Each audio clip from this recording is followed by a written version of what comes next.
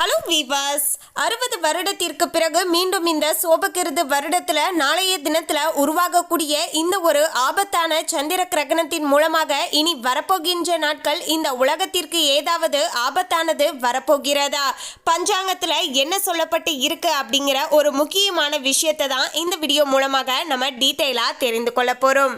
கிரகண நிகழ்வு அப்படின்னு அறிவியல் ரீதியாக பார்க்கும்போது வானத்தில் நடக்கக்கூடிய ஒரு இயற்கையான நிகழ்வு அப்படின்னு சொன்னாலுமே இந்த கிரகணத்தை ஜோதிட ரீதியாக பார்க்கும்போது மிக மிக முக்கியமான நிகழ்வாக பார்க்கப்படுதுங்க. காரணம் என்னன்னா, இந்த கிரகணமானது ஒவ்வொரு விதமான தாக்கத்தை ஏற்படுத்தக்கூடுங்க. அதாவது கிரகணம் முடிஞ்ச உடனேயே இதனுடைய தாக்கமானது இந்த உலகத்தில் தென்பட ஆரம்பிக்கும் அப்படின்னு சொல்லலாங்க. காரணம் என்னன்னா, ஒரே ராசியில் 4 கிரகங்கள் 5 கிரகங்களுடைய சேர்க்கை இருக்கின்ற நேரத்தில் கிரகணமானது ஏற்படுகின்ற நேரத்தில் நிச்சயமாக பார்த்தீங்கன்னா இந்த உலகத்திற்கு ஏதாவது ஒரு வகையில் பிரச்சனைகளை கொடுங்க. அந்த வகையில் தான் 2019 கூட பார்த்தீங்கன்னா ஒரே ராசியில் 3 கிரகங்களுடைய சேர்க்கையின் போது கிரகணம் ஏற்பட்ட போது அப்போதே பல ஜோதிடர்கள் கணிச்சு சொல்லியிருந்தாங்க, இந்த கிரகணத்தின் மூலமாக இனி வரப்போகின்ற நாட்களில் ஒரு பிரச்சனையானது வரப்போகுது அப்படின்னு சொல்லியிருந்தாங்க. சொன்னது போலவே 2020 தொடக்கத்திலேயே வைரஸ் தொற்றானது ஏற்பட்டு பெரும் இழப்பை நமக்கு கொடுத்து இருந்துச்சு அப்படின்னு சொல்லலாங்க. இதனை தொடர்ந்து கடந்த வருடம் கூட 2023 கிரகணம் ஏற்பட்ட உடனேயே ஒரு இடத்துல பார்த்தீங்கன்னா நிலநடுக்கமும் ஏற்பட்டு இருந்தது. இப்படி கிரகணம் ஏற்பட்ட உடனேயே பார்த்தீங்கன்னா ஏதாவது ஒரு தாக்கத்தை இந்த உலகத்திற்கு கொடுத்துட்டு தாங்க இருக்கு. அது சில நேரங்களில் நல்லதாக இருக்குங்க, பல நேரங்களில் இது போன்ற கெட்ட விஷயங்களையும் நமக்கு கொடுத்துட்டு இருக்குங்க. அந்த வகையில் தான் 60 வருடத்திற்கு பிறகு நாளை உருவாகக்கூடிய இந்த ஒரு சந்திர கிரகணமானது பஞ்சாங்கத்தின் மூலமாக வைத்து பார்க்கும்போது நமக்கு நல்லதை செய்ய போகுதா, இல்லை என்றால் ஏதாவது பிரச்சனைகளை கொடுக்க போகுதா அப்படிங்கிற விஷயத்தை தான் நம்ம டீட்டெயிலாக தெரிந்து கொள்ள போகிறோம். அதுக்கு முன்னாடி இன்னும் நம்ம சேனலை சப்ஸ்கிரைப் பண்ணலனா சப்ஸ்கிரைப் பண்ணிடுங்க. அப்படியே பக்கத்தில் இருக்கக்கூடிய பெல் ஐகானையும் பிரஸ் பண்ணுங்க. வாங்க வீடியோக்குள்ள போகலாம். ஒவ்வொரு தமிழ் வருடமானது பிறக்கும் போது நம்ம பஞ்சாங்கத்தை பார்ப்போங்க. ஏன் அப்படின்னா, இந்த தமிழ் வருடம் பிறக்குது அப்படின்னா அந்த வருடம் முழுவதுமே என்னென்ன விஷயங்கள் இந்த உலகத்தில் நடக்க போகுது அப்படிங்கிற விஷயத்த பஞ்சாங்கத்தின் மூலமாக நம்ம முன்கூட்டியே தெரிந்து கொள்ளலாங்க. அப்படி பஞ்சாங்கத்தில் கணித்து சொல்லக்கூடிய அத்தனை விஷயங்களுமே இது நாள் வரைக்குமே இந்த உலகத்தில் பார்த்தீங்கன்னா ஒரு 80% அப்படியே தாங்க நடந்துட்டு இருக்கு. அந்த வகையில தான் இந்த ஒரு சோபகிருது வருடத்துல பஞ்சாங்கத்துல என்ன சொல்லி இருக்காங்க, மழையால நமக்கு ஆபத்தானது வரக்கூடுமா, இல்லை என்றால் மழை பெய்து நமக்கு விவசாயமானது செழிக்க ஆரம்பிக்குமா, இந்த கிரகணத்திற்கு பிறகு குறிப்பாக என்னவெல்லாம் இந்த உலகத்துல நடக்க போகுது அப்படிங்கிறத நம்ம தெரிஞ்சுக்கலாங்க. 25/3/2024 திங்கட்கிழமையான நாளைய தினத்துல தான் இந்த ஒரு சந்திர கிரகணமானது ஏற்பட போகுதுங்க.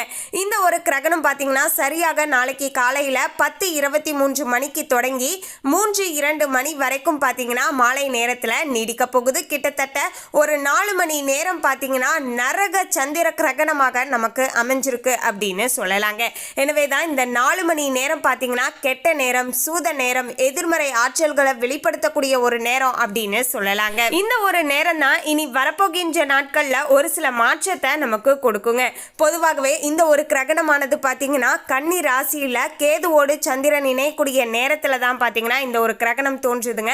அது மட்டும் கிடையாதுங்க, மீன ராசியில் பார்த்தீங்கன்னா ராகுவோடு சூரியனுடைய சேர்க்கை இருக்கின்ற நேரத்தில் தான் இந்த ஒரு கிரகணமானது இந்த முறை பார்த்தீங்கன்னா வந்திருக்குங்க. இந்தியாவில் இந்த கிரகணத்தை பார்க்க முடியுமா அப்படின்னு கேட்டிங்கன்னா பார்க்க முடியாதுங்க. ஸோ இதன் விளைவாக பெரிதளவுக்கு கிரகண தோஷமானது இந்தியாவில் தென்படாது அப்படின்னு சொல்லலாங்க. எனவே பஞ்சாங்க ரீதியாக பார்க்கும்போது இந்த ஒரு சோபகிருது வருடமானது கிரகணத்திற்கு பிறகு பார்த்தீங்கன்னா ஓரளவுக்கு பச்சை நிற பயிர்களானது அபிவிருத்தி அடையுங்க. தேவையான அளவுக்கு மழை பொழிவானது இருக்கும் அப்படின்னு சொல்லலாங்க. அது மட்டும் கிடையாதுங்க, ஜோதிடத்துறை, புள்ளியியல் துறை, வணிகவியல் துறை நன்கு வளர்ச்சி அடையுங்க. இந்த ஆண்டு 4 புயல் சின்னங்கள் உண்டு. கடலோர மாவட்டங்கள் புயலினால் சேதமடையலாம். உப்பானது உற்பத்தி அதிகரிக்குங்க. அதே நேரத்தில் மருத்துவத்துறையில் முடக்கம் ஏற்படும். உயிர் காக்கக்கூடிய மூலிகைகளுக்கு கூட தட்டுப்பாடானது ஏற்படலாங்க. சொன்னது போலவே சென்னையில பாத்தீங்கன்னா கடந்த 3 மாதத்திற்கு முன்பாக மழைப்பொழிவானது ஏற்பட்டு ஒரு சில சேதாரங்களையும் பாத்தீங்கன்னா மக்கள்கள் அனுபவிச்சு இருந்தாங்க. மேலும் பாத்தீங்கன்னா சுக்கிரன் வருவதால நீர் வளமானது பெருகுங்க. அதாவது ஏரி குளங்கள் நிரம்பி நிலத்தடி நீர்மட்டமானது உயர ஆரம்பிக்குங்க. பணப்பயிர்களும் நவதானியங்களும் நல்ல விளைச்சலை காணக்கூடிய வகையில இந்த சோபகிருது வருடம் அமைய போகிறது. விவசாயமானது செழிக்க போகிறது. நாட்டு மக்கள் சுகத்துடனும் சுபிச்சத்துடனும் வாழப்போகிறார்கள். பட்டு சேலை நகை ஆடை ஆபரண தொழில் செய்யக்கூடியவர்கள் எல்லோருமே பாத்தீங்கன்னா இந்த கிரகணத்திற்கு பிறகு பாத்தீங்கன்னா ஓரளவுக்கு நல்ல வளர்ச்சியை காணலாம் அப்படின்னு சொல்லலாங்க. மேலும் குரு வருவதால நாட்டு எல்லையில இருக்கக்கூடிய போர் பதற்றமானது விலக ஆரம்பிக்குங்க. அண்டை நாடுகள் உடனான பகை விலகி நேசக்கரம் நீட்டுவார்கள். நாட்டுல சமரச சன்மார்கள் நிறைய வளர்ச்சியடையும். நாட்டு மக்கள் மகிழ்ச்சியுடனும் நிம்மதியுடனும் வாழக்கூடிய நாட்களாக இனி அமைய போகிறது. நாட்டுல நல்ல மழை பெய்து பயிர்கள் அனைத்துமே பாத்தீங்கன்னா செழிக்கக்கூடிய வகையிலேயே அமைஞ்சிருக்குங்க. வெள்ளி விலையானது ஏறுங்க. அதே போல தங்கத்துடைய விலையும் பாத்தீங்கன்னா அதிகமாக இருக்கும். சொன்னது போல அப்படிதான் பாத்தீங்கன்னா இருந்துட்டு இருக்குங்க. நெல் உற்பத்தி அதிகரிக்கும். சனி வருவதனால எள்ளு உளுந்து போன்ற கருப்பு வகை தானியங்கள் வளர்ச்சியடையும். பூமிக்கு அடியில விளையக்கூடிய கிழங்கு வகைகள் நல்ல விளைச்சலை தரும். கரிசல் மண் பூமியில விளையுங்க. பயிர்கள் அனைத்துமே பாத்தீங்கன்னா விருத்தியாகுங்க. மேலும் பாத்தீங்கன்னா இந்த ஆண்டு கோழிகள் புதிய நோய்களால பாதிக்கப்பட்டு இரக்கம் காணப்படுங்க. முட்டை விலையானது உச்சத்தை தொடும். ஆமாங்க, அந்த அளவுக்கு தான் இருக்கு.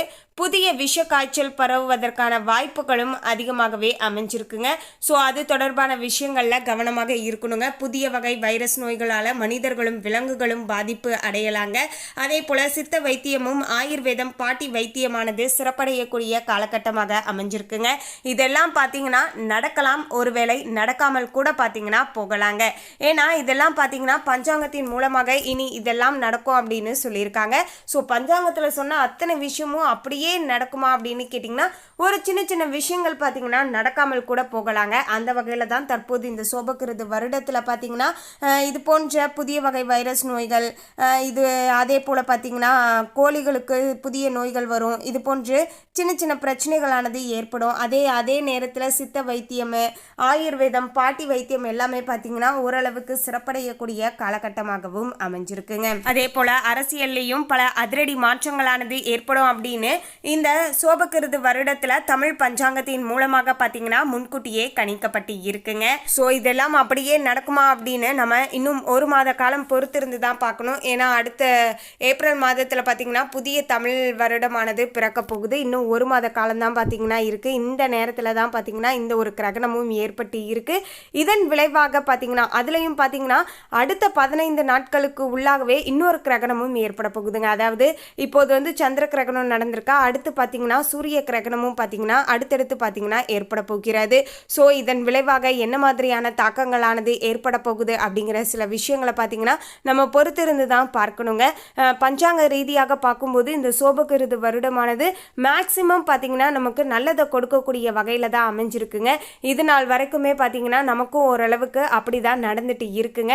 இருந்தாலுமே பார்த்தீங்கன்னா சின்ன சின்ன பிரச்சனைகளும் ஏற்படும் அப்படின்னு சொல்லியிருந்தாங்க. அதிகமாக மழைப்பொழிவு இருக்கும் அப்படின்னு சொல்லியிருந்தாங்க. சொன்னது போலவே கடந்த 3 மாதத்திற்கு முன்பாக சென்னையில் அதீதமான மழைப்பொழிவு ஏற்பட்டு ஒரு சில சிரமங்களையும் பார்த்தீங்கன்னா மக்கள்கள் சந்தித்து இருந்தாங்க. அதனைத் தொடர்ந்து விவசாயம் செழிக்கும் அப்படின்னு சொல்லியிருந்தாங்க. அதே போல தான் ஓரளவுக்கு பார்த்தீங்கன்னா நிலைமை நல்லா இருக்கு அப்படின்னு சொல்லலாங்க. ஸோ இனி வரப்போகின்ற நாட்கள், அதாவது இந்த கிரகணத்திற்கு பிறகு பார்த்தீங்கன்னா புதிய நோய்கள் ஏற்படுவதற்கான வாய்ப்புகள் இருக்கு அப்படின்னு சொல்றாங்க. ஆனால் இன்னொரு பக்கம் பார்த்தீங்கன்னா இந்த கிரகணமே இந்தியாவில் தெரியாது. ஸோ அதனால இந்த கிரகணத்தால் பெரிதளவுக்கு பாதிப்புகள் ஏற்படாது அப்படிங்கிற மாதிரியான இன்னும் ஒரு சில விஷயங்களும் பார்த்தீங்கன்னா சொல்லப்படுதுங்க. ஸோ எது என்னவாக இருந்தாலுமே இந்த கிரகணத்திற்கு பிறகு நமக்கு எல்லாமே நல்லதாக நடக்கணும் அப்படின்னு நம்ம மனதார பார்த்தீங்கன்னா பிரார்த்தனை செய்து கொள்ளலாங்க. அது மட்டும் கிடையாதுங்க, 12 ராசிக்காரர்களுக்குமே ஒவ்வொரு விதமான தாக்கத்தையும் மாற்றத்தையும் பார்த்தீங்கன்னா கொடுக்குங்க இந்த கிரகணம். ஒரு சிலருக்கு பார்த்தீங்கன்னா நல்லதை கொடுக்குதுங்க. உதாரணத்துக்கு சொல்லணும்னா 12 ராசிக்காரர்களில் மேச ராசி, ரிஷப ராசி, சிம்ம ராசி, கன்னி ராசி, தனுசு ராசிக்கு எல்லாம் பார்த்தீங்கன்னா ஓரளவுக்கு நல்லா இருக்கு. அதே சமயம் சமயம் பார்த்தீங்கன்னா மீன ராசி மகர ராசி எல்லாருமே பார்த்தீங்கன்னா கொஞ்சம் கவனமாக இருக்கணுங்க. இந்த கிரகணத்தின் மூலமாக அவங்களுக்கு ஒரு சில பாதிப்புகள் ஏற்படுவதற்கான வாய்ப்புகள் இருப்பதால ஜோதிட ரீதியாக பார்த்தீங்கன்னா கணிச்சு சொல்லியிருக்காங்க. ஸோ ஒவ்வொரு மனிதருடைய வாழ்க்கையிலையும் பார்த்தீங்கன்னா சில ஏற்ற இறக்கங்களை கொடுக்கக்கூடிய வகையில் தான் பார்த்தீங்கன்னா இந்த ஒரு கிரகணமானது அமைய போகிறது. ஸோ நாளைய தினத்தில் தான் இந்த ஒரு கிரகணம் ஏற்பட போகிறது. ஸோ நாளைய நாள் அந்த ஒரு 4 மணி நேரம் முடிஞ்ச அளவுக்கு பார்த்தீங்கன்னா வீட்டில் இருங்க. அதே போல் குறிப்பாக உங்கள் வீட்டில் யாராவது ப்ரெக்னென்ட் லேடிஸ் இருந்தாங்கன்னா அவங்கள வீட்டுக்குள்ளே இருக்க சொல்லுங்கள். மேக்ஸிமம் பார்த்தீங்கன்னா வீட்டிலேயே இருக்க வைங்க. இதுதான் பார்த்தீங்கன்னா அவங்களுக்கும் நல்லதாக இருக்க கொடுங்க.